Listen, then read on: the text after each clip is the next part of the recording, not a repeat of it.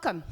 My name is Lisa O'Brien. I'm the Executive Director of Taos Housing Partnership. This is our third speaker series in a seven speaker series. Yes, 3 out of 7. Here we are. I'm not going to spend too much time on the front end because what I wanted to do is really give some space to Andy Jones, who is the senior planner with Taos County. Taos County is a partner with us. They are sponsoring this 7 series event, and I wanted to have him come up and do the introduction of our speaker. And I just want to say, I ask this every single time. Who in this room, this is your first time coming? These are like these things that I love as an executive director. Yay.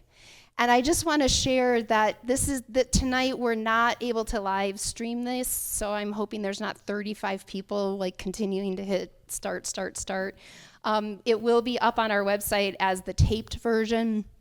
But what I'm really happy to say is when we did the first one, we had 7 people, and I was like celebrating.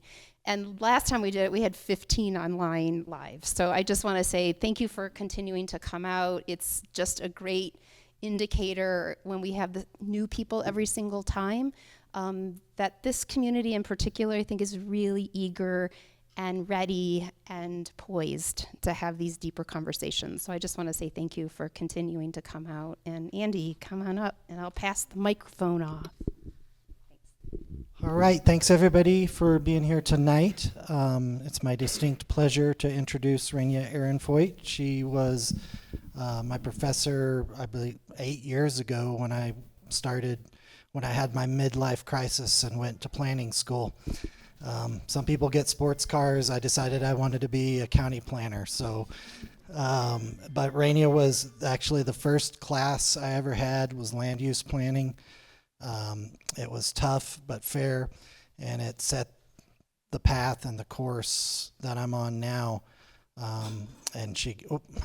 Mark, that's okay, Mark. It's not the first time my coffee's been spilt on this floor. I did it yesterday morning, in fact. But anyway, she helped set me on this path that I'm on, for better or worse. So thank you for that. And without further ado, I'll turn it over to you. Well, thank you, Lisa and Alexandra, and it is definitely a distinct honor to be introduced by Andy because I came to New Mexico 10 years ago, and so that was right when I came here, and just, made me realize what wonderful, smart, thoughtful people we have working on all these things that are about building our shared futures. And that's what I see we're doing in planning, and then certainly housing is so important with that. And for, certainly for the last number of years, there's been a lot of focus on this housing crisis. And that's what I want to start talking with, but I know it's very hard to see, but the image behind this is 2 young people holding signs, and this was a 2019 housing action in Santa Fe. And it was in response to an ordinance that was in front of the council that was allowing landlords to rent 2 units separately. So people could rent a unit in their house they were living in, but if you weren't living in that house, you could rent it as a house, but not as 2 units. And these, young people were coming out and saying, we need more housing, right? So actually turning what might be a single family house into a duplex. So kind of highlighting that it's 2019, so pre-pandemic. And then this is 2004 Republican National Convention, so pre the 2008 crisis. And again, housing is a human right. And people coming out and really saying this matters. And this is my starting point, because when I came into this, it was about 25 years ago, and it was looking at why issues of homelessness, like when people are sleeping outside, why they become such important touchstones in local conversations. Like, why are we fighting so much about this? Clearly people wouldn't be living there if they had better, more comfortable places to live.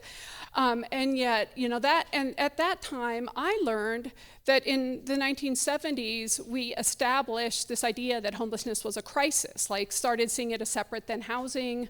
And it was a crisis that we could focus energy on. And here, we were 30 years later, still seeing homelessness as a crisis. Now we're 25 years later, seeing homelessness as a crisis. And that ends up being my starting point, is saying, do we think of it as a crisis, and what's at stake with doing that? Or how else can we think about it? And if we look at all these conversations, what the crisis is, depending on who you're talking with, it's different things. And certainly in Albuquerque, we see a lot of very visible homelessness on the streets, so people think about that a lot, and affordability. Nationally, a lot of talk about a housing shortage. We don't have enough housing, or we don't have housing we can afford, or is it all of these? And I will say that my perspective now on thinking about it is, when we think of it as a crisis, one part is important. It's urgent, right? So this is something we need to focus on. But it also sort of implies there's something unusual about a situation, and once we get through the crisis, we're gonna, be in an okay place, or we'll be in a better track. And I would say that what we might think about is, what is it about the way that we are providing housing that is preventing a situation that we have housing for everybody?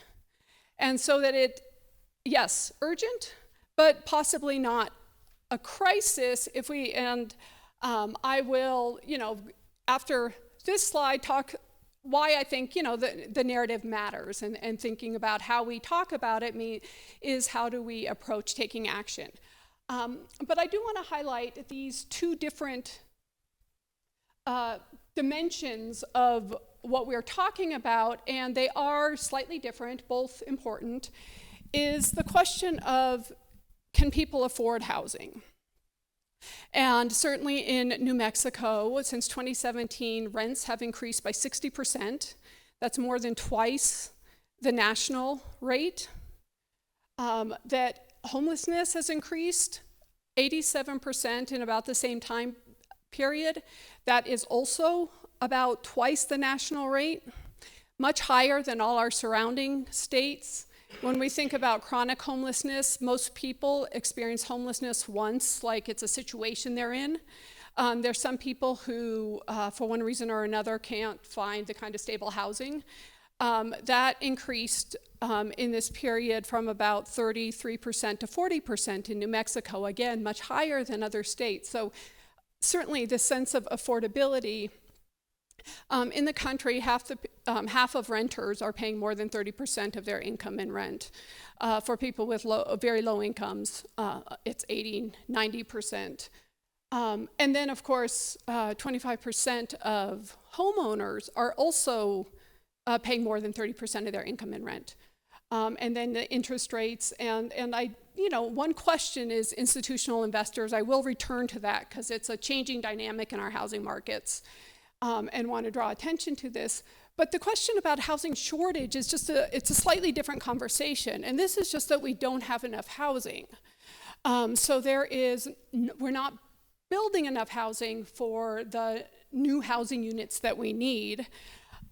This is really highly tied to the 2008 financial crisis. The period leading up to that was the kind of the most rapid period of housing construction.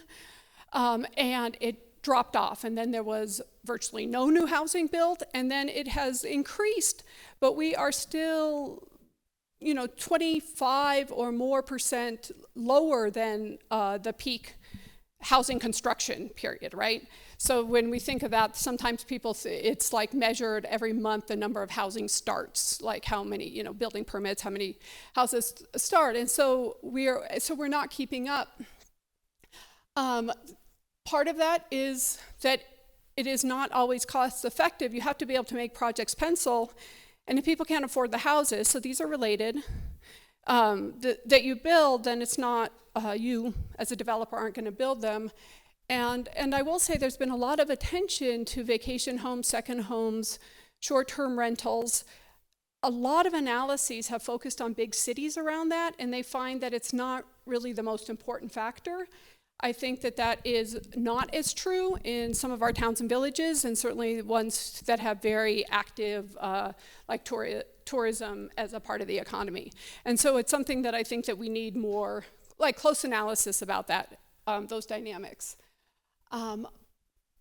But here, I want to just shout out to a great organization called Housing Narrative Lab. But one thing that they have been doing, and something that has certainly affected me, is that how we talk about housing influences how we take action. I mean, how we talk about anything influences how we take action. And there are those first 2 points will say that they have been very instrumental in trying to work with a lot of people. They came, we had them in Albuquerque as part of the Albuquerque Affordable Housing Coalition a couple years ago, and saying that one is that we built this kind of housing system we have, and we can recreate it. Right, that these are problems we can solve, it's a situation we can change. And so that this is something, it's not something happening to us, it's something that is our kind of societal decisions. And focusing on our shared values, that we are often fighting about specific projects or policies. But when you talk to people about, does everybody need, a place that is stable, that is safe, all those things that people agree. And that sense of empathy, so really emphasizing that this is something we need, and the question is, how do we build it in such a way that we can all see this kind of mutual benefit? And I will say the third one, and you'll hear my perspective on this a little bit more, is that in a sense, the most costly housing program we've ever had in the United States is the mortgage interest deduction. It benefits people who have higher mortgages, more expensive homes. We often say, well, why are we subsidizing housing for people with low incomes, right? So that we are kind of have a way of talking about it, that we see, instead of saying, hey, we have invested in housing and we had great outcomes, a lot of families gained wealth. However, we also have great disparities because those programs, were discriminatory. And we have these things that these are things we did well. Can we do it again? Instead, there's much more of a narrative on saying that some people, like if, people with low incomes who need vouchers, like that's a handout, and somehow this other wasn't a subsidy. So we have had successful housing programs that created good housing for a lot of people. And we can do it again just as long as we start seeing that as in our interests collectively. So I want to just talk about a few issues and then talk about some of the strategies, and particularly strategies that places are doing locally and regionally. And one is thinking about the housing demand and whether it's available. So certainly, that when we look at societal trends, already mentioned, the question on, the amount of housing. I'll talk about demographics and also living patterns. Right now, about a third of the population lives in some kind of shared housing, like in a sense, non-traditional family or, kind of couple households. And do we have the kind of housing that makes sense? The right mix of privacy and community in that housing for that. And then the question of different parts that makes housing, our ability to provide it. So the cost of construction, regulations and codes, people's ability to pay, and then the embedded biases, that I think we continue to carry with us unintentionally, but they shape what seems like good housing to us. But just to unpack this a little bit, so new housing is falling behind. By some estimates, we are short in this country 5.5 million housing units. For Lincoln Land Institute, for one of their analysis, they said we would have to increase the amount of housing by at least 50% to even start gaining ground, and that would still be, 10 to 15 year period. And on top of it, something we talk less about is that we have a lot of housing that is aging. Not in all areas are people investing. That we also know that, we have this in New Mexico, people have family homes, it's not where they're living, that it's still important, but may not be, a house that becomes less and less, let's say, desirable, even if it's still habitable. But one of the important parts, and I think also really influences us here, is that we've had this change in the size of households. So what this graph is, this is from the census, the rise of people living alone. Since 1960 to now, went from under 5% to 25%. So if we say we're in here, let's say population 2 million, a little bigger than that as a state, that's 500,000 of those units for people living alone. If people are living in two-person households, would need half those number of units to house them, right? So it's not a criticism, it's just an observation that even if we're in an area that's not growing rapidly, the way we're living is changing, and this still means that we're having kind of the pressure on the number of housing units we have. And I've seen, and I've heard people say this, that you look at the number of housing units, like you look at the census, and if you don't know what our communities are like, you say, 2.1, 2.2 million people, 975,000 housing units, there isn't a problem in New Mexico. And we know that in many of our communities there are. And partly that's geographical differences, but partly it's because we also have changing living patterns. And I will say this is true in New Mexico. I know when I came, I was like, big families here. Probably less the case, and we are actually tracking to the national average. Like it's, a little over 50%, 1- and 2-person households. And then do we have housing we can afford? And really what we have is we have too low wages for housing. And this is, kind of I already said this, half renters paying 30% of their income, that oftentimes we're looking at, we talk about people housing affordability by income category and often say the area median income or AMI, people who are, under 30% AMI cannot find affordable housing. And also we can't build to that level new housing without a subsidy. But I just want to point out this living wage is from MIT's living wage calculator. Housing wage is from National Low-Income Housing Coalition, and their housing wage, one adult, one child, need to make, almost $40 an hour, right? That's more than 2 full-time jobs to be able to, at minimum wage, to be able to have a living wage. And then the housing wage is looking at the cost of housing, and so not all the other expenses. So if you're one person living in a 2-bedroom apartment, the $21.81, and that's very close to what living wage for one person by the living wage calculators as well. So $20 an hour, just to have, kind of basically, basically good housing, and obviously that's just it's not a wage that a lot of people here have. So do we have housing we can afford? Well, we can't afford the housing we have for many people. And then this is part of the question of, kind of our changing ways of living, changing family structures, how we live is, do we have the right mix of housing? And we have, our primary housing policies historically have been about providing single-family housing, and then some multifamily. And certainly the legacy of public housing influences how we talk about multifamily housing.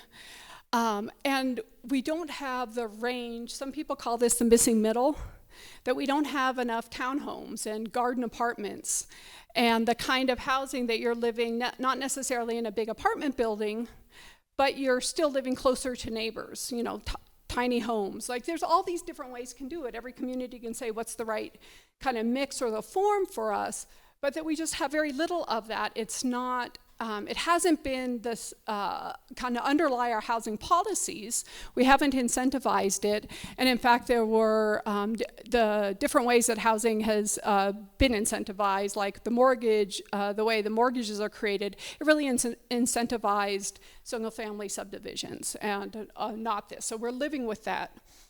And then with multifamily housing, it's often controversial.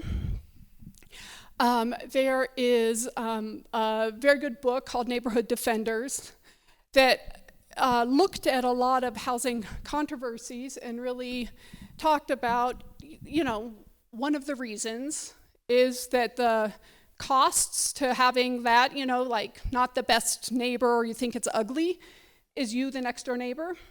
The benefits is everybody.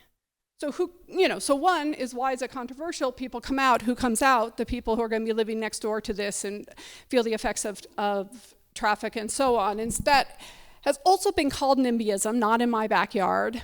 But I think that this understanding the concentrated costs is much more recognizing that we're impacted differently by this. And that's part of the conversation. It's also part, the conversation about what forms work in our neighborhoods, what kind of impacts we think we're going to have. And then there is no question that building any kind of housing, that the cost of building new construction, if you're looking, at that, let's even just call it, $200,000 to $300,000 for modest housing, for deeply affordable housing, that you're not even going to get, a quarter of that in rents, really, if people are paying a third of their income, right? I mean, there's no way to provide housing for people with very low incomes. And so one way to think about this question of what is the issue is that there is, in a sense, a situation that there are people that right now there's no way that we will be building housing that will be affordable to them given what their wages are. And then there's the other question on how do we get enough housing built for people who could afford it if it was there, and have just a more robust market so there's more housing available. But I do want to emphasize, so what this is a 1959 photograph of Levittown, Pennsylvania. And just highlighting this to say that, the U.S. got involved in housing in a sense, like really developed the housing policies that continue to shape what we do after the Great Depression. And some of the key housing policies are things like the 30-year mortgage. So letting people, really have the cost of the housing over this long period of time so it's more affordable month to month. Insuring those mortgages, and so that the banks, they stopped being high risk because there was actually this federal agency that would purchase all the mortgages, and then it freed up a lot of additional funds to lend to more people. But they also built in a lot of biases about housing, about what was considered a good risk. And I expect some of you have heard the language of redlining, maybe everybody.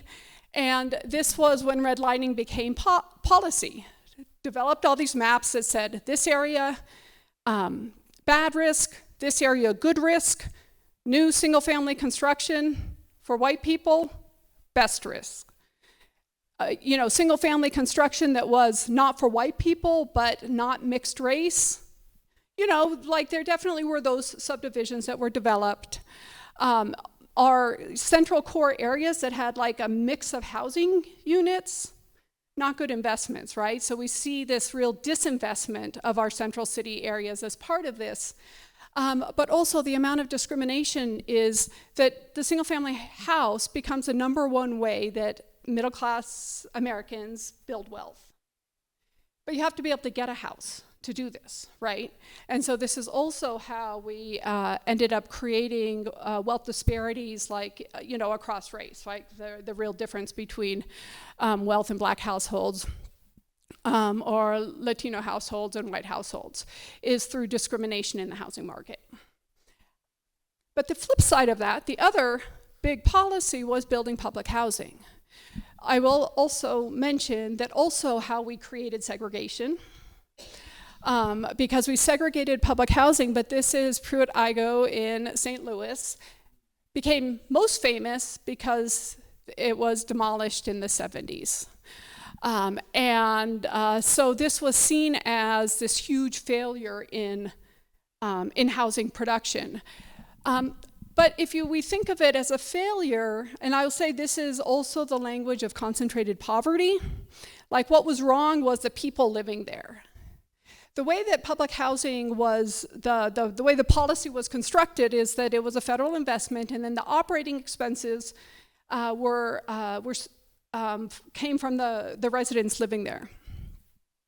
The majority of residents of public housing were white, but there was also so much discrimination in the job market and so on.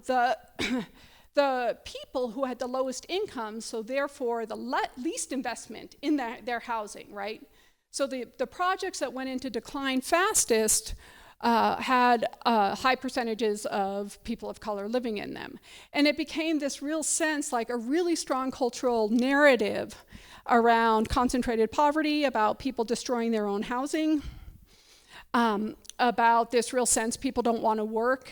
And that still comes up, and I'll say that I was in a conversation about housing in a village here in New Mexico, and the question was about density. The planners were saying we really need more density and people want more services, and residents were saying, and in this conversation they were like, invoked this real sense of, neighbors you don't want to have coming to these high rises. And there's not, there's nothing higher than a 4-story building in this village, and not even many of those. So there isn't a high rise. And yet that was the worry, right? And a genuine worry, like not intending to do that, but this real sense on that is when people say multifamily, they're invoking this whole history of public housing that has very much maligned people who are living there, and not a policy that was actually established, was designed in such a way it was gonna fail. And then we shift, so this is a mixed income community in Memphis, and just kind of want to highlight, because I think this language is also with us, this as to deconcentrate poverty, we say we really need any kind of housing that is going to have affordability needs to be mixed income. And I just, want to raise that. I personally don't have any problem with, our neighborhoods and communities having mixed income, except for that it's often used as a way to express fear about having too many units that are going to be affordable to people with low incomes. Like we see it in Albuquerque and in my neighborhood, and my neighborhood has, if anyway, or within 6 blocks, there's neighborhoods that have no mix of income because they're high income. And then, a building or a project is proposed, and people are like, "Oh, we're concentrating poverty," and you think, "Well, we're not concentrating poverty, right? Like that's not." But what it's invoking is this whole history, and so just wanted to highlight that these legacies are with us. The single-family housing as a form is with us, and also our, in a way, discomfort with what is going to happen when we have mixed multifamily, and kind of what's right for our communities. I do want to just flag this, and I said this about institutional investors, that over these last year, definitely saw an uptick in the pandemic, but this was happening before, and thinking about the 2008 financial crisis, is that we've had this shift in the way that housing has become an investment tool. And it's not just an investment like I have another house and I rent it out and I bring in a stream of income, but like a real professional investment tool. So if we think of the 2008 financial crisis, I remember it. I just had started teaching planning, and suddenly I was like, how do I make sense of all this? And looking at it, that it was a foreclosure crisis, but it was a global crisis, not because people in Las Vegas, Nevada were losing their homes, like that could have been a crisis for them. But somehow that had reverberating effects for a pension plan in the UK. And that was because all the certain kinds of mortgage deregulation allowed for the combining of lots of mortgages into financial products, and they became investment tools. And so you could buy into like a real estate investment trust, and you're hoping to get a return, and those are connected to these mortgages and this real estate. But that really is just starting point of a whole series of ways that there are ways that people are just sinking money as an investment into housing in a way that's really disconnecting housing from the people who live there. And so one area that is, this has been occurring for rental housing is professional property management. First it was for these, larger buildings, these management companies. And management companies, the positives, absolutely, you call them, they come and take care of whatever's happening. But also this real sense of they stop relating to the people as people because they have, this role. So even for some apartment buildings, the manager, they know you, they know you're good for it. You say, I just need, 2 more weeks or something like that to get rent in. And those kinds of relationships really deteriorate with professional property management companies. It's just like a really different set of interactions for the tenants. And tenants, when you hear there's some people have done a lot of interviews with them, and the tenants talking about having this turnover that they don't even know who to call, and everyone, a new conversation, and people, they feel like they're being treated like a criminal because they're like 2 days late on their rent. The institutional investors at the beginning of the pandemic, they saw this real uptake in real estate investment trusts buying single-family property to manage as a single-family property rental portfolio. There's a lot of it going on around in the Southwest. The number, New Mexico doesn't come up. It doesn't mean it's not happening here. It's, we're smaller. And so, but a lot in Arizona, a lot in Texas, a lot in California. And there's also, now these new single-family properties that are being essentially immediately go and become rentals. One thing that how this affects what's available to people is that these institutional investors are primarily buying more moderately priced housing, which is taking it out of a market, let's say, for a first-time home buyer. And so that you end up seeing it makes it that much harder for people to get into their first house as home buyers.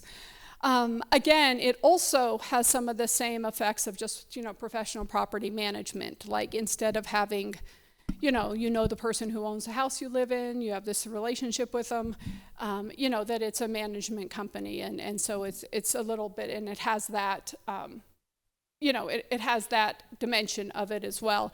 And about a third of our rental housing is in single-family houses. So it's actually quite a big share. And then if we think of duplexes and other small units, it's actually a significant share of all that housing. And the last piece of this that I will just talk about really quickly is that there are this, RealPage is a company that uses a kind of algorithm for pricing rental property. And they're right now embroiled in numerous lawsuits about price fixing. In a year ago, the Department of Justice filed a suit against them. There's 6, maybe probably more, 7 states have filed suits against RealPage and saying that the numbers I've seen is they really only work with about 7%, or with property managers who control 7% of rental housing stock. So it's actually quite a lot, but it's not all of it, definitely not the majority.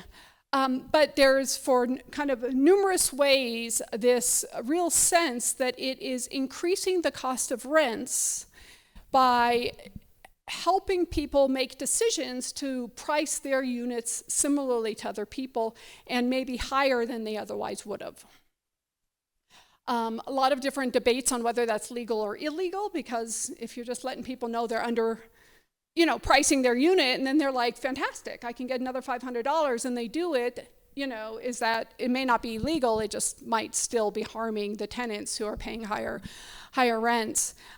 They do mostly work with higher end the markets. However, there is, some folks looking at this really think that then, because those are being priced higher, people who have sort of, kind of middle housing in the middle part of it are also bumping up their rates, and so it's having an outsized effect. And then there also, RealPage is pushing back, because then Berkeley adopted an ordinance saying you couldn't use any AI-based system for setting rents, and they're challenging that. So just something, and I will say that for all of this kind of question, I don't think there's that many local solutions. These are like statewide questions, and there are states, including New Mexico, really trying to say, how would we come up with policies that are legal, but reduce the amount of outside investors buying up property. And some states have tried to do this. So, that certainly something that is this question. And all of this, the one thing that seems very clear is that all of it distances the people who own property from renters and creates, in a sense, less, if we might want to call it, less empathy for the situation people are in. And so a lot less negotiation or, helping people get by during tough times, which can become punitive and so on, and harm people if they lose their housing. But here I'm going to talk about some of the strategies and just divide it up in the three areas, right? Like thinking about some questions of income and affordability, increasing housing, and increasing housing mix. So I would say the biggest conversation right now happening here, many of our cities, the Pew Foundation, they did a report and said New Mexico needs reform to our regulatory laws, is how do we make it easier to build housing? And there is this phenomenon in kind of local regulation that when we have a situation to solve, we have a tendency to adopt something new.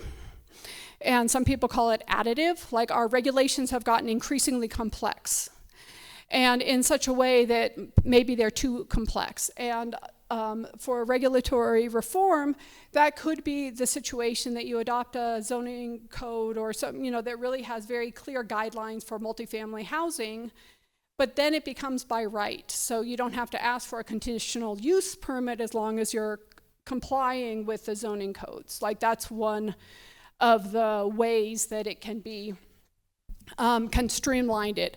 Other things are just creating, sort of lighter guidelines and leaving more to the discretion of the development. Parking standards is one, saying that most developers will make a decision about what their tenants are going to want, and maybe we don't have to have minimum parking standards. There are different things that can make it easier. And, allowing increased density. And this is something that is happening nationally.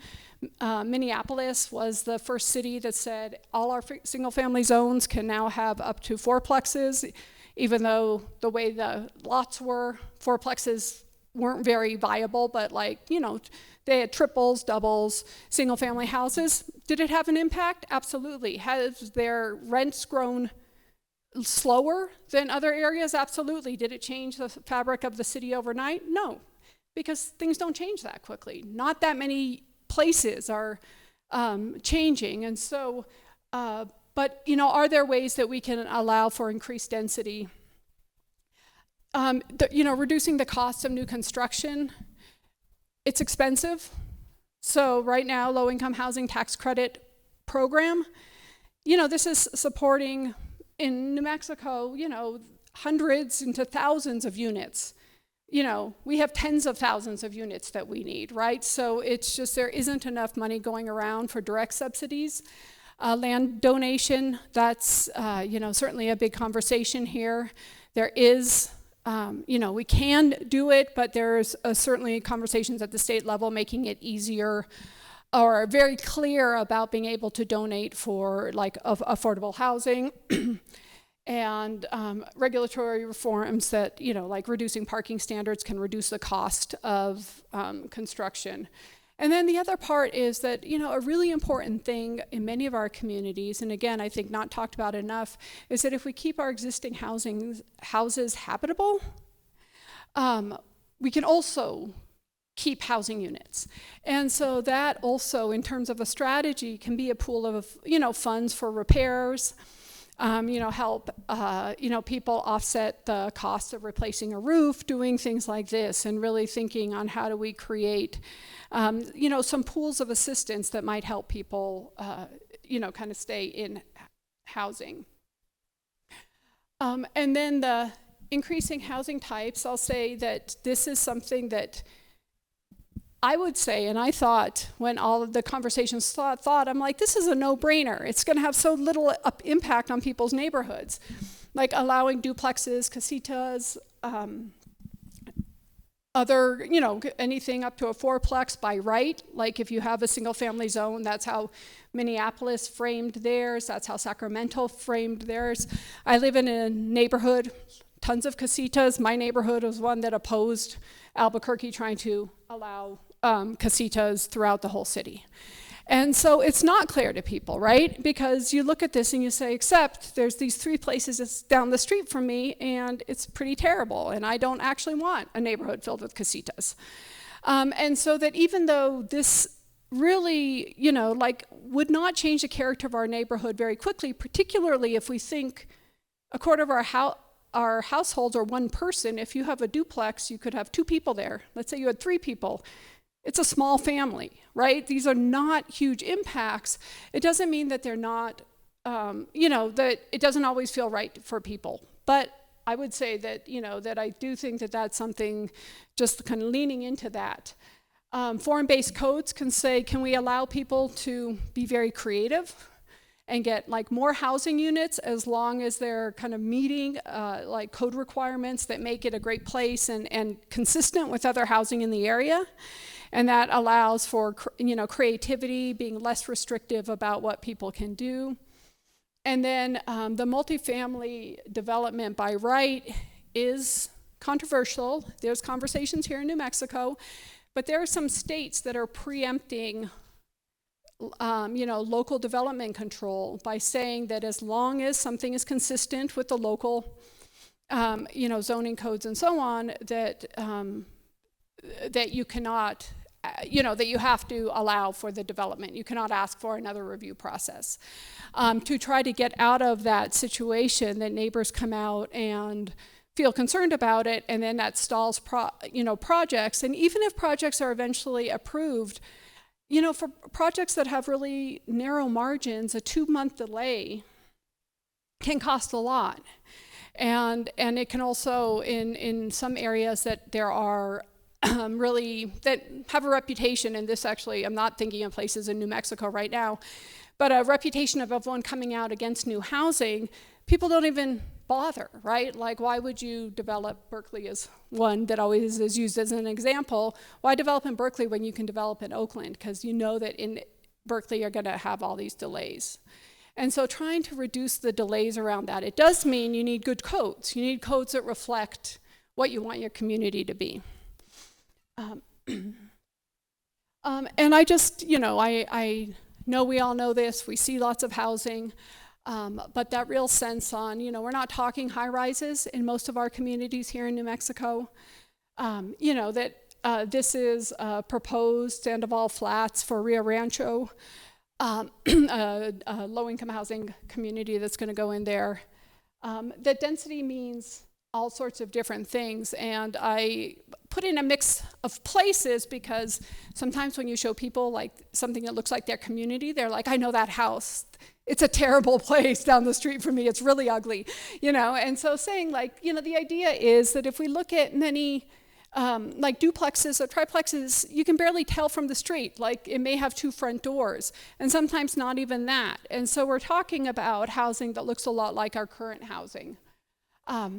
That casitas or adding an additional unit can look like many different things. And this is an example from Hawaii, but they also, really trying to highlight that casita can mean many different things over the course of your life, right? It can be a rental property when you're getting started to help you offset the cost of the mortgage, and it can be where you live, and then your family members or someone else can live in this main house as you get older, right? It creates this possibility of having the flexibility, and that also is something that for our communities we have a lot of places where people are families moved away.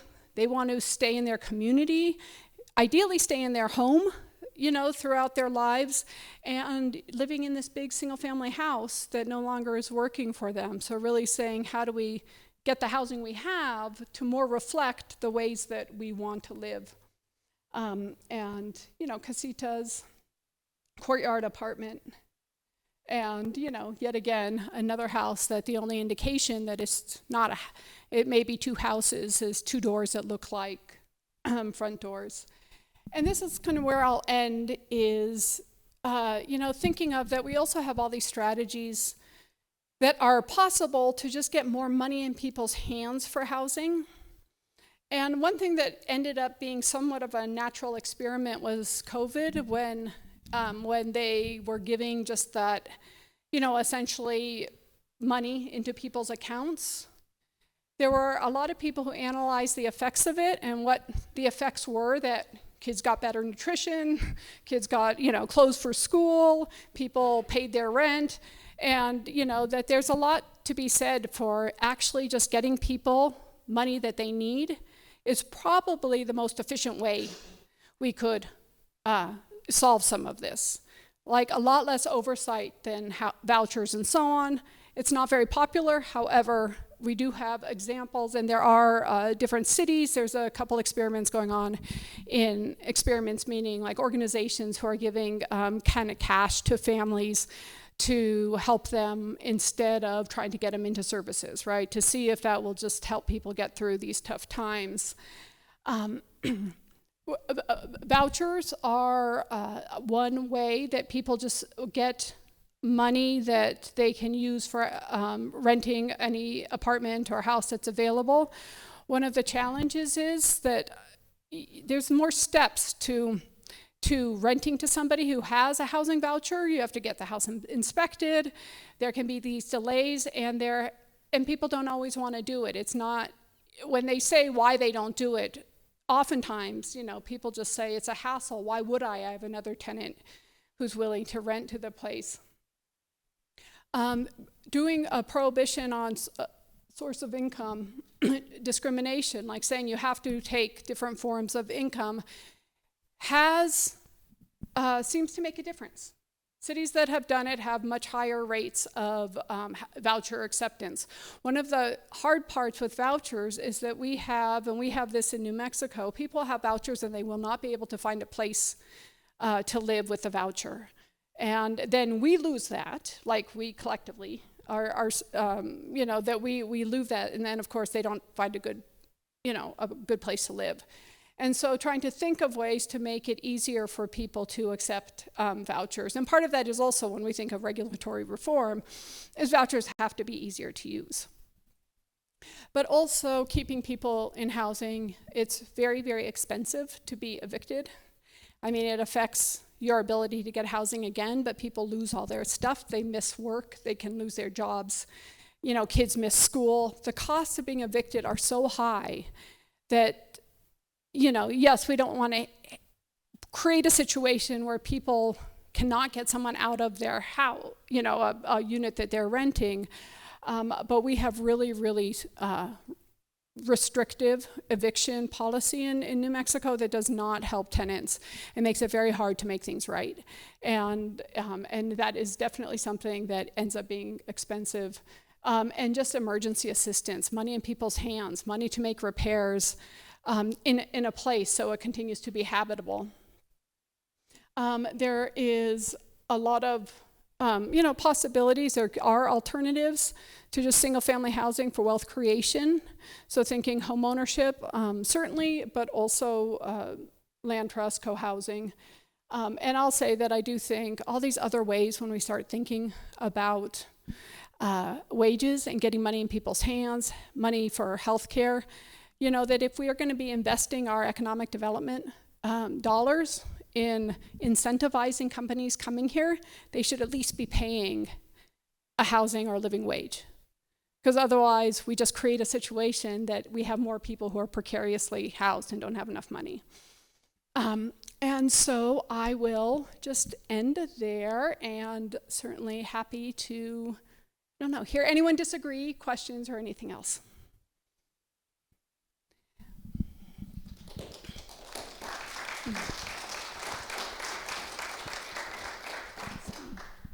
Thank you so much. We have questions.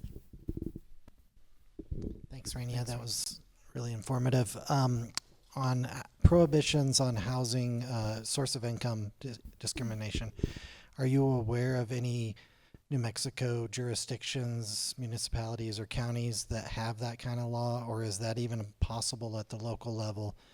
Does it require state approval? It does not require state approval, and in Albuquerque, we did adopt it some years ago. I don't think it's been well evaluated to see what change it has. I know that people who are working with families that have vouchers are still, it's a struggle.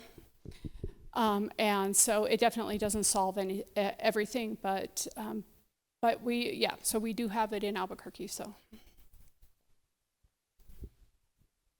Other questions?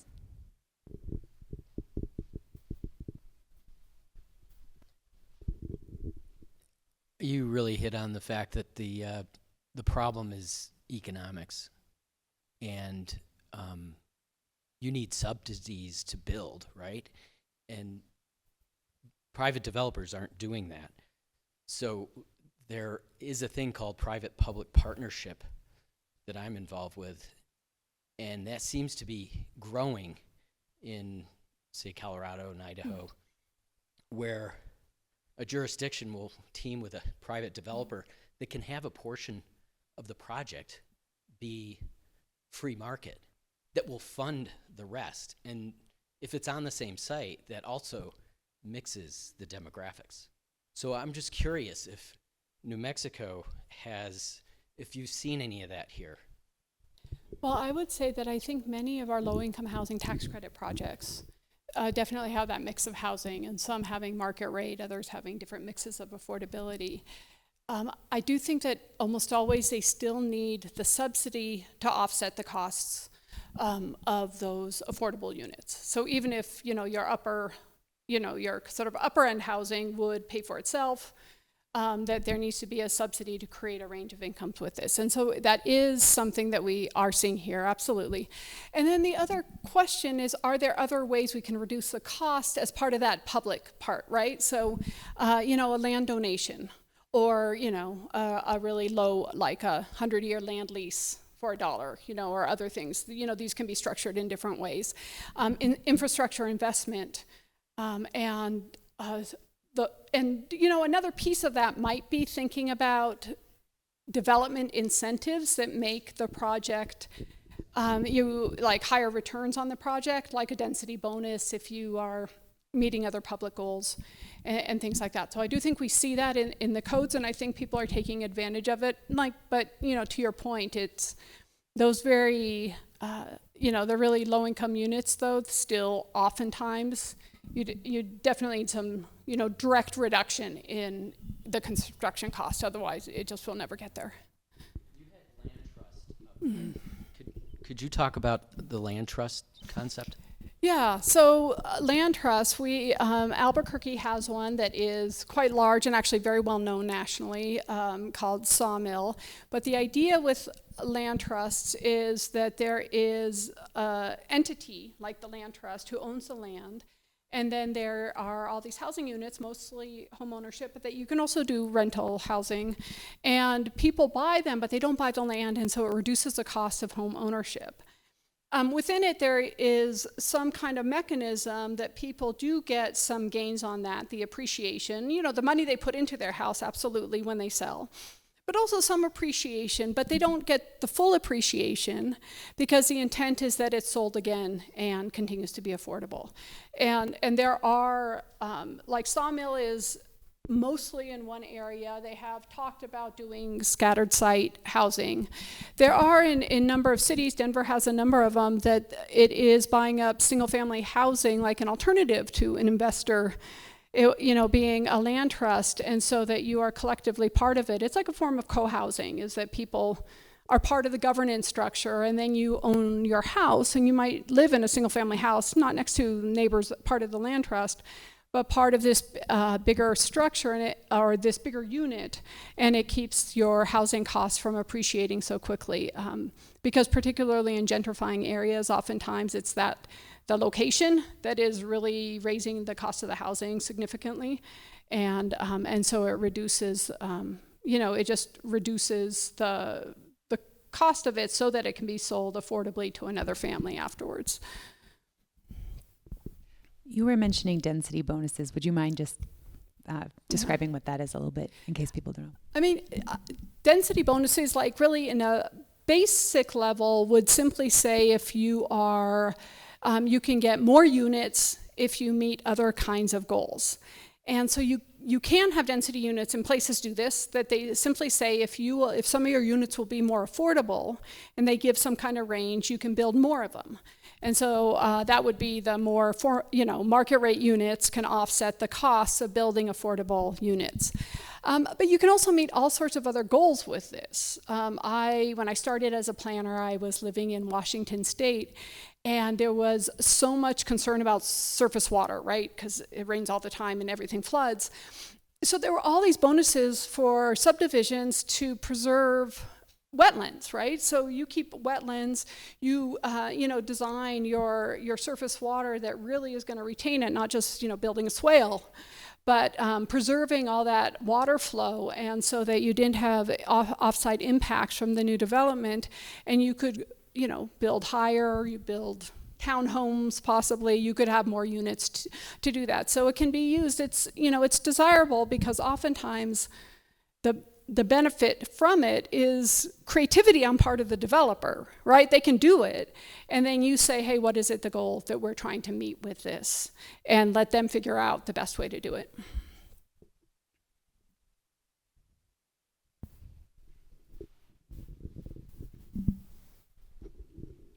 If you're familiar with New Mexico statutes regarding provision of public housing or the establishment of housing authorities and housing agencies, can you talk about the manner in which New Mexico statutes, again, if you're familiar with them, encourage that kind of building, that kind of development, and how you feel about that?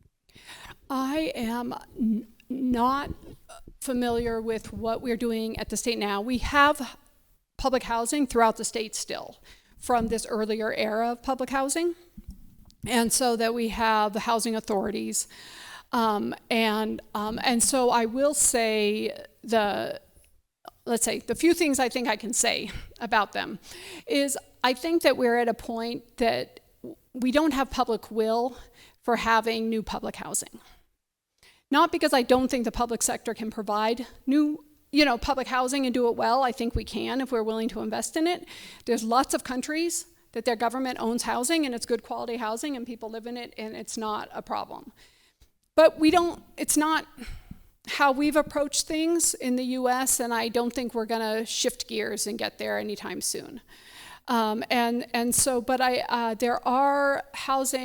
is public housing that's still good housing. I know our housing authorities feel strapped for resources. There continues to be programs to redevelop public housing. Choice Neighborhoods is one that still has some grants. Don't know what's going to happen over the next few years that they are applying for, and that is trying to keep the same number of public housing units, but create mixed income communities and spread them out, change them, and if nothing else, rebuild them in such a way that the housing gets invested in again. Because one of the challenges with our public housing authorities is almost none of them have enough money to really regularly upgrade the houses. So the conditions people are living in are, often, surprising given that it's the public sector and you think we wouldn't allow that.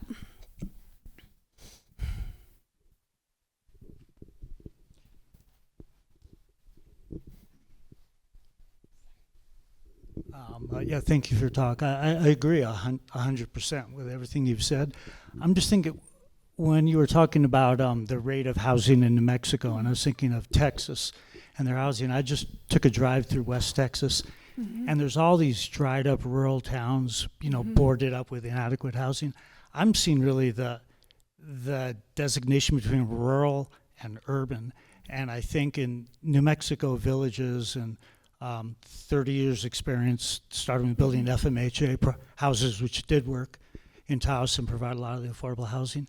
Do you have any thoughts, or I encourage you as a fellow UNM employee to research more and look at small rural villages Yeah. because just the layout, demographics, everything about it, it doesn't fit everything that I read on all the best practices for urban areas or even Albuquerque or Santa Fe. Yeah. So just my thoughts. Well, I would absolutely agree with that. And I think that, one thing that we see is, in New Mexico, probably close to half of our rural communities are losing population. And so when you're losing population, oftentimes it's not the number of housing, it's housing quality that becomes the number one factor.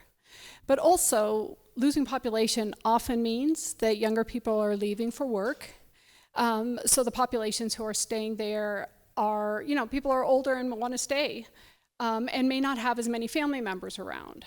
There is certainly a situation, or situations that I know of here that we have, for our for people in our communities, like their wells drying up and them not telling anyone because they don't want to burden their kids, and they're, getting water, and then it's expensive, so you start rationing the amount of water. So I think that we have a lot of situations like this that we need to pay more attention to. Around that, also access to health care, that there are, for folks who take advantage of health care at the VA, that there are people who are traveling 24 hours to get to their appointments. Because they're not driving any longer and they live in that. So I think that, yes, absolutely. So I do think housing quality is one. And then the other part is, what does housing look like if people want to stay in their home? At a certain point, that might not work, but they want to stay in their community. And so how do we sort of create the kind of housing? And this, again, is yes, you can say, let's build new senior housing, but we also have housing. Can we convert our housing to multiple units so people can be close to a neighbor, but not have to share housing with them, which not everybody wants to do. Some people might and just be like, I'm moving in with my best friend, I'm good. But for other people, that's not what they want, but it doesn't mean that they're gonna want to continue to live in an area with fewer people and their people around.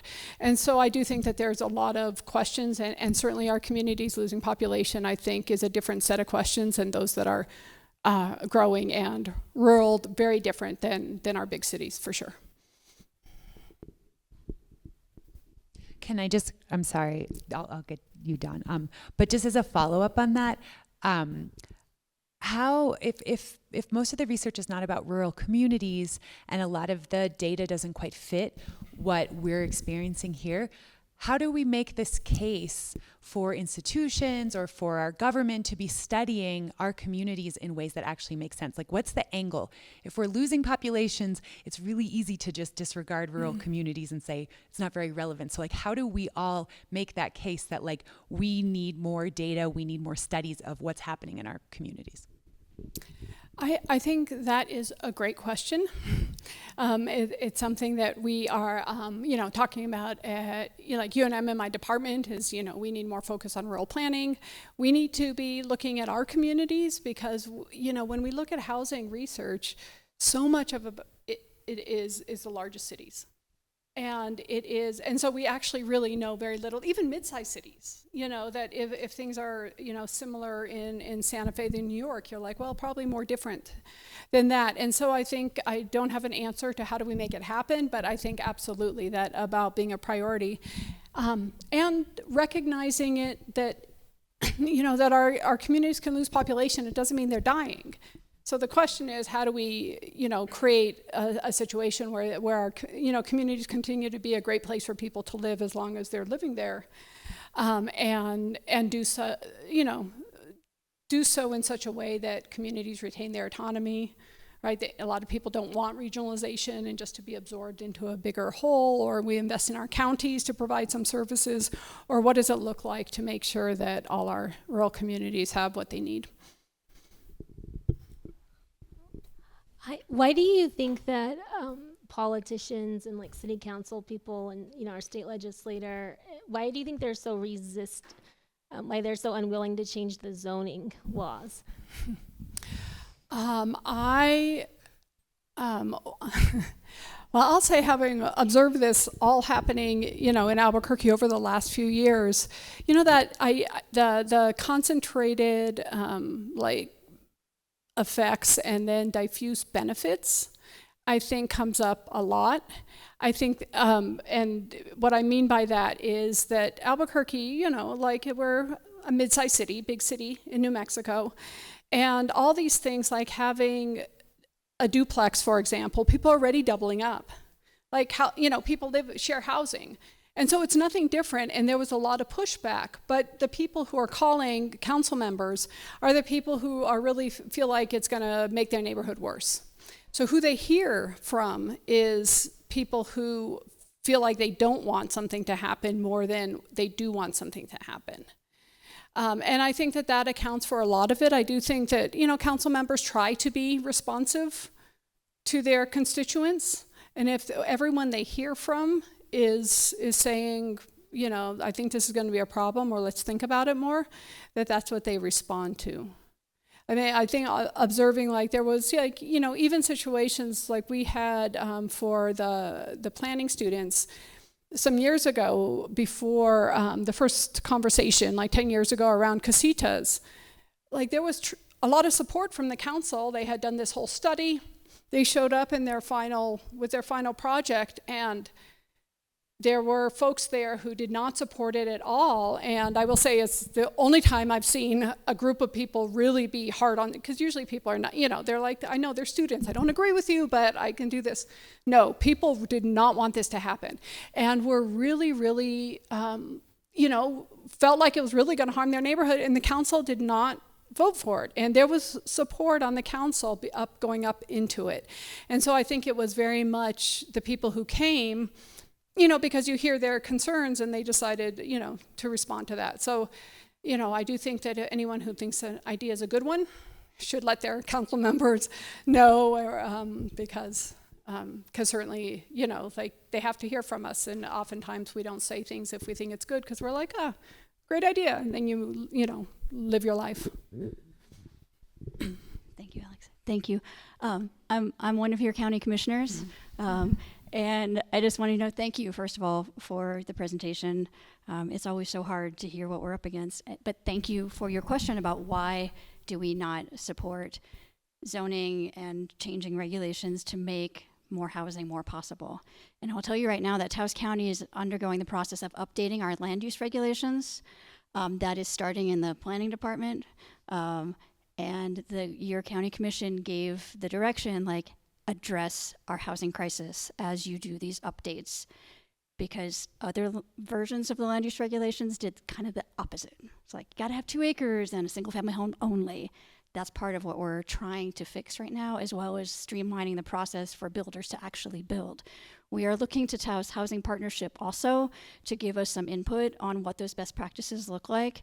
But I will tell you, please, when you start to see those things noticed, when you start to see, hey, public input on the new land use regulations, the new zoning, come out and say what you want, because otherwise everyone's gonna say, don't change it, not in my backyard. So please come, will you promise me you'll come? and I mean, I'm in my 2nd term, I'm termed out in 3 years. I'm more than willing to take the hits and take the calls and take the angry calls from people who are like, do not change my neighborhood. I'm like, well, if you want a healthy community, you have to have housing. If you want people working at the hospital or urgent care or in our schools, if you want something other than just a retirement community for people from other places, we have to make these changes. We need the public to say, yes, make those changes. Don't yell at Andy and anyone else in the planning department. Come and tell us, and come to the public meetings and say, we have to make the change. Growth is going to happen anyway. If we don't make changes that you all are probably interested in our land use regs, we're just going to see the same kind of growth we are seeing with $700,000-$800,000 houses on 2 acres. And we need those too. That's great. And, you know, kudos to folks who can afford those, but we need other types of housing more desperately right now. So please show up and say what you think.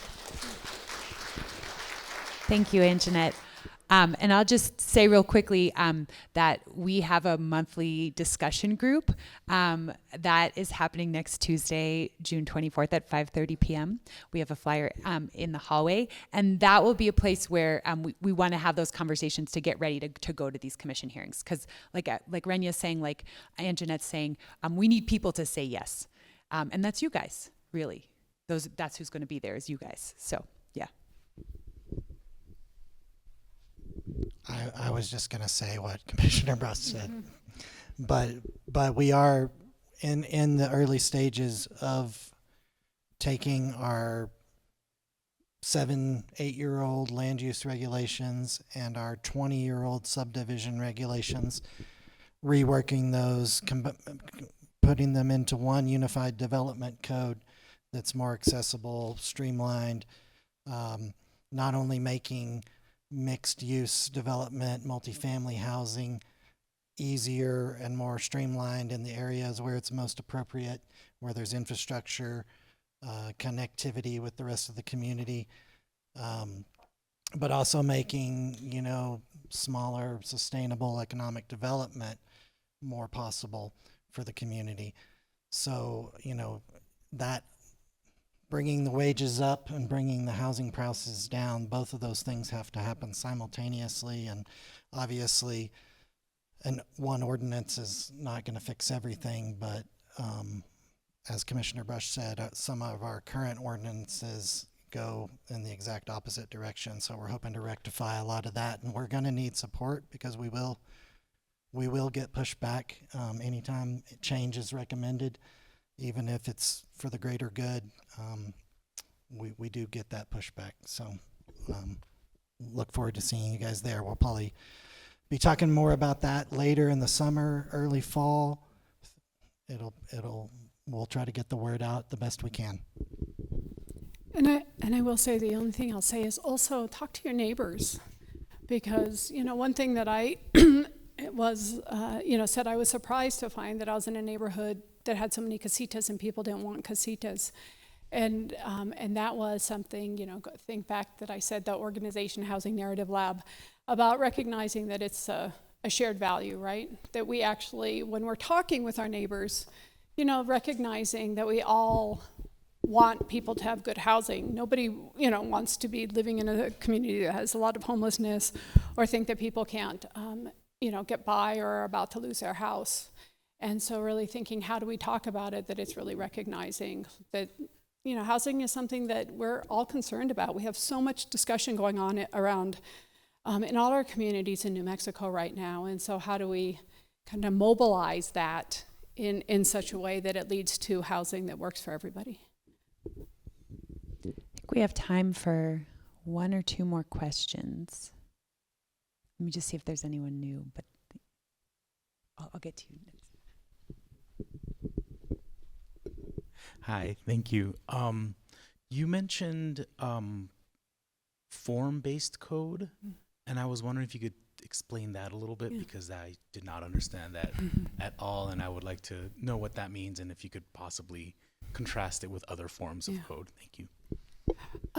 The way that zoning developed was talking about like what kind of uses are allowable where. Like we don't want industry next to commercial uses, and no like large scale commercial next to housing, and it was really dividing up uses.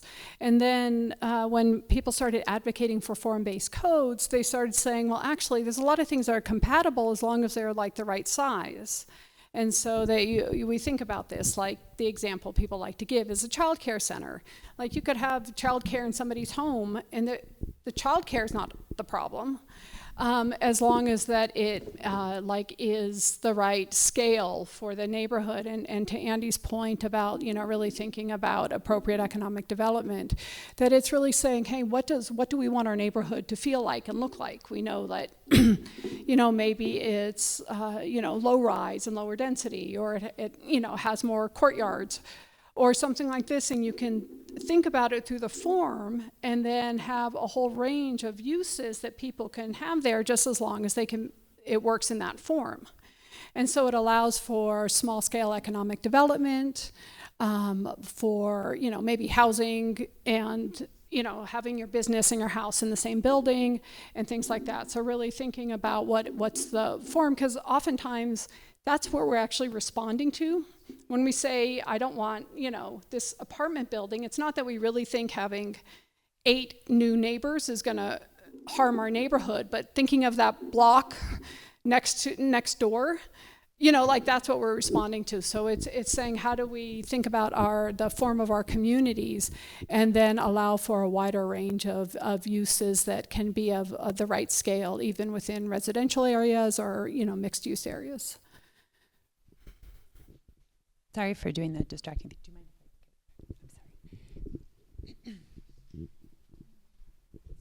I'm sorry. I wanted to highlight one of the things that you had said earlier about the dichotomy of giving tax deductions for people that have mortgages, right? And that's like a real true savings, and it boosts their equity in their mortgage, and it has those, the economics of building wealth, generating wealth. And then the way that we look at the housing voucher as a handout, and it's the same money, and it's just going to a different person. But that housing voucher also is not creating any kind of equity building or wealth generation. It's going out the window as rent, And I think that the way that you framed that, if people really understood that that's the way that we're looking at these things, is as this piece over here is such a negative, it flows over into the way that we all show up at community meetings and the way that we vote. And I just appreciate that you'd highlighted that. And I do think that, one thing that also thinking about it is that we do have all these, these programs that have been really successful.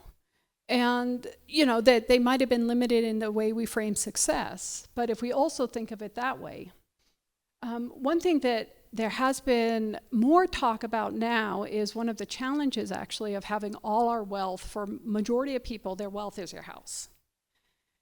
And that means that we get very worried about anything that might affect the value of our house. So that we are actually not thinking about our house as a home, we're thinking about how the potential resale value of this house later on. So we might say, I don't mind the apartment building, but will it impact the value of my house? And how do we think about getting out of that, about not having other ways to invest? And one thing, there are nothing that I know of that we've done in New Mexico, but some other ways of trying to build wealth, like one thing that New Jersey was doing and Cory Booker was advocating for were baby bonds. So it was that you were for kids, you invest public investment in kids in savings accounts so that they end up having some equity that they can use for education later or for housing or other things. But thinking about how do we create a wider range of ways that people have wealth so it doesn't get as tied up in in having your house also be all your assets. And so that you worry not just about whether someone's a bad neighbor, but you're also worried about needing that, like that being your investment, your retirement, and everything else. Yeah, and so it becomes so many different things, and so that we respond, and that's why we end up responding to changes in our neighborhood, is because we don't want changes that are going to affect us across a lot of different factors. But I do think that that's part of the discussion. I mean, recently I've actually heard in housing discussions, people try to lay out like there would be other ways of concentrating and distributing the wealth of housing. Like it doesn't have to be just through these individuals. Like, again, that would be a big shift for us in the US. Like that's not how lending is structured. That's not how ownership is structured. Co-housing, land trusts are one step towards that, more collective ownership. But it is something that, again, is policy. That banks, when given directives that they need to create, better, the more openness to invest in alternative, ways like co-housing and land trusts, they've done so. When they got more directives for like community reinvestment directives that said helping mobile home community house owners buy the land. they did so. So I think that there's also other ways that we do have the possibility of saying we could build wealth in a wider range of ways, and I think that's also, it's part of the conversation. Not one that there's the obvious, like tomorrow, here's the answer, but there's real ways to do that, and that also would just put less pressure on this one house to be everything for us, which I think oftentimes is what it feels like. Well, is your question quick? Yeah, I was going to mention a book I'm reading by the name of Metro Coalescence, and it's Sky Tallman, and he is a planner, and he's in Santa Fe. I think he was head of planning in Pueblo.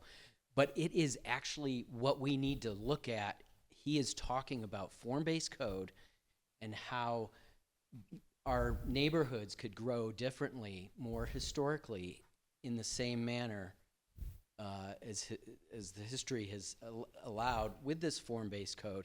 And that also provides sort of the platform to create community, not just building housing, but creating the fabric of our community that gets people out of the cars, into courtyards, shared spaces, etc. So I was just mentioning it for the benefit of you guys. It's an amazing book. Anyway, that's all. Metro Coalescence, Sky Tallman. And Another UNN Albuquerque alum from the planning program. So just saying, we're everywhere. We're always open to book clubs. So so if other people are interested in that book and reading it collectively and discussing it, follow up with me, because we're into that.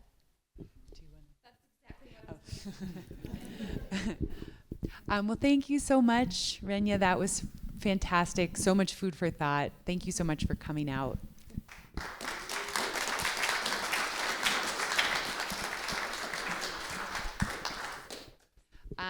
So last month we started doing a raffle for people who signed in, which I know is not everybody here, but our internet isn't working. The internet is down in the county. So I was going to do a little raffle picker on the screen, but I cannot do that. So I will just do it here, which is less exciting. Just so you all know, I'm not playing favorites. So the winner gets a $25 gift card to Bread Club. And that is number 8, who is Kathy Namba. So I'll give that to you. So I'll just hand it over to Lisa. Thanks. I'm just going to do a couple really quick things. Thank you for coming, and thank you for this power presentation. Just to remind everyone, we will have the video up at some point, probably next week. We also put the slide deck up so you can go back and reference that. Couple things. I know I've had so many people in the last couple sessions come up and say, Alexandra's great. And I'm going, yes, I know. So I just want to say Alexandra's great, and everybody in this room knows it. And I want to encourage you all to come to the facilitated housing action, the housing advocacy discussion group. A lot of these topics for our speaker series have come out of those conversations. So I just want to say that as Taos Housing Partnership continues to move on this pathway of what are we doing about housing, a lot of that conversation's coming out of there. So I love the book club idea. We keep talking about, okay, let's have the book club going. So we have a new one to talk about. Couple really quick thank yous. I do want to do a really big shout out to Taos County. Not only are they providing the space and assisting with the speaker series, I can't say enough about how this particular county team right now is digging in deep and moving really deeply and well on housing issues. There's so much stuff that happens in this space that the public doesn't see. And what I want to just point out is short-term rental ordinance was approved in October. We're working on we did this major review of the affordable housing plan with county commissioners, with leadership team at the county. That has led into, I think I can say this, we're working on a draft for an RFP for development for the 7 or 8 or 9 acres behind here. 9 acres, I thought it was 9. I can't say enough about how deeply this current body at Taos County is working. And I just want to say that as a partner, I'm really pleased. And I do want to acknowledge Commissioner Brush. Taos Housing Partnership came out of a lot of conversations with a lot of folks, and Commissioner Brush was one of those at the very, very, very beginning. So I want to say thank you to Taos County. Andy, you're great to work with. I always forget to mention True Kids 1. You guys are fantastic. They do all of our video stuff. They were the ones that kind of came forward and said, let's do YouTube. We said, great, we don't know anything about it. Will you do it? They said yes. They continue to show up and be here. Amber, thank you. And Pete, thank you. And I just want to acknowledge the rest of my Taos Housing Partnership team. I have 2 board members here. Mark Goldman is here, and Dawn Singer. And I just want to say we did not set up that question coming from a Taos Housing Partnership board member to why are elected officials doing what they're doing. It was not.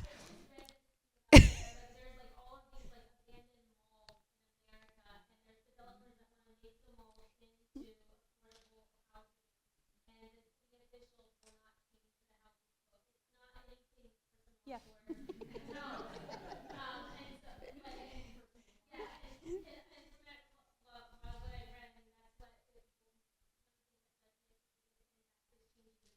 Yes. Yep.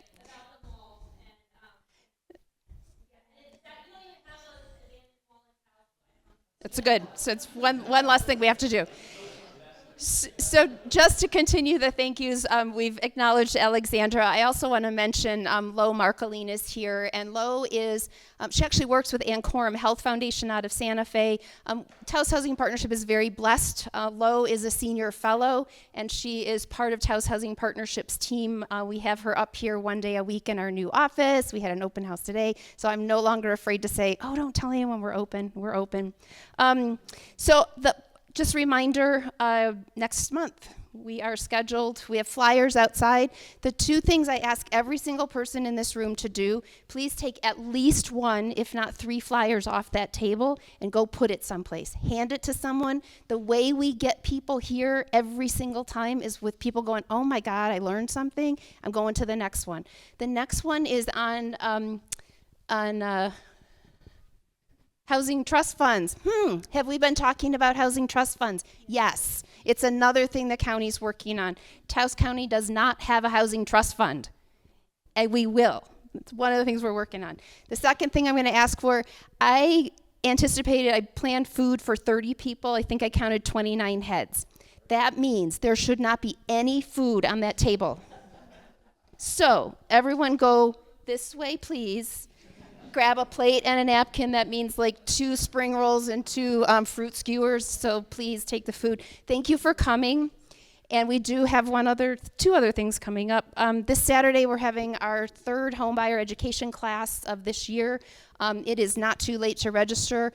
It's really incredible information. All of the things that even if you own a home, I was like, wow, I didn't know that when I signed that mortgage document.